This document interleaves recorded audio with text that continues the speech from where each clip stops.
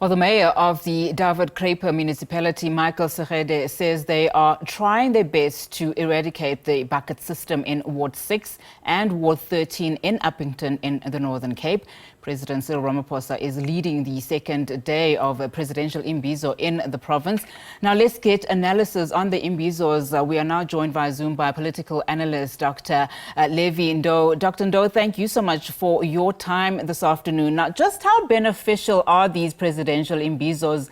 You know, so today, I mean, we saw that, of course, this is the fifth Imbizo, and when you hear some of the indignity that many of the residents speak of, specifically when you talk about ablution services with the bucket system still prevalent in that province particularly, you know, one wonders, are these Imbizos just a talk shop or an attempt to genuinely assist residents? Good afternoon, Donati. Good afternoon to the viewers at home. Indeed, there is a perception that Imbizos, to a certain extent, would appear to be just some other talk shows, because generally some of the citizens might not be able to see the results immediately, or they don't see the benefits directly going towards their direction.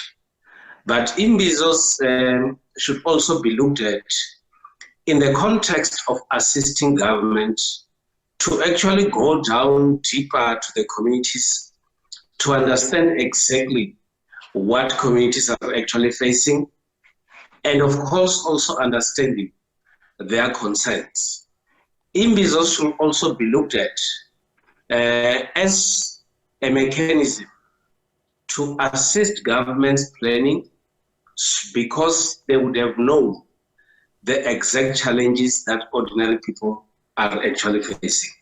At the same time, government's performance should also be measured by what they hear from the people on the ground and how they actually respond to those challenges. I'm happy you just mentioned that this is the fifth Imbizo that President Ramaphosa is conducting.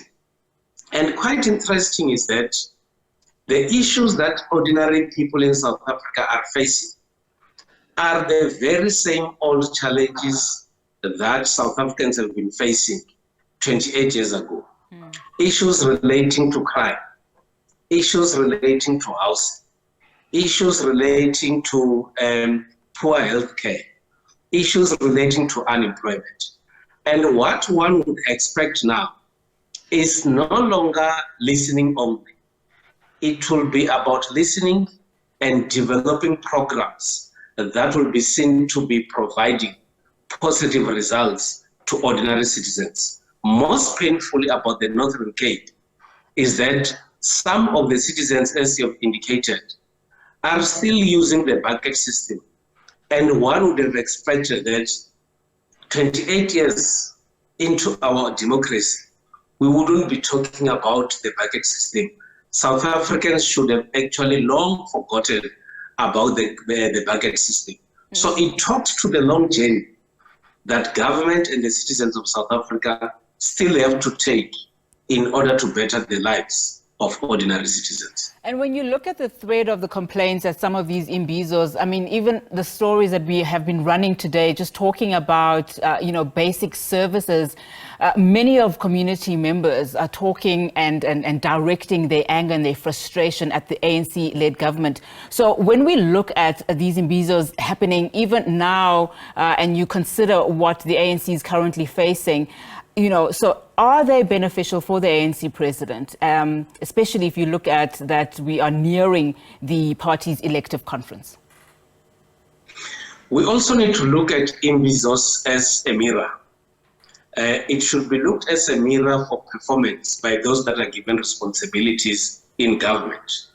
If you're given a responsibility to run, for an example, a municipality, and you have got your own citizens complaining about issues that relate to your competence, it's a mirror that says people are worried and they're complaining to the president to say, I'm actually not doing enough.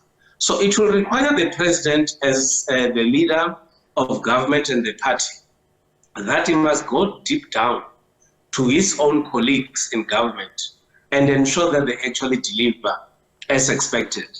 The timing, of course, is also quite correct in the sense that at any given time, if there are those that are not doing well in terms of performance, their own parties must actually act on them, replace them, or actually ensure that there are certain measures that are supposed to be completed or done, which should actually indicate some degree of progression in whatever they actually do.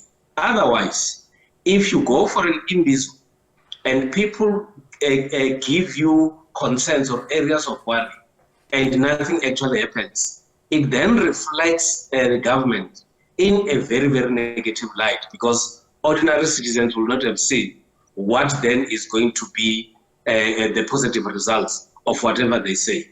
I've listened to one of the ministers saying that there is progress that is being made in relation to matters of employment. And he promised that he's still going to go back to the communities so that he's able to measure progress. And that is exactly what we need from ministers. But equally, you don't need ministers only to start developing programs because they went to Imbizo. They've got a mandate given to them by the electorate. They've developed plans long time ago. What you need now is the implementation of those plans, because we are mid-term of office. So you need to start listening.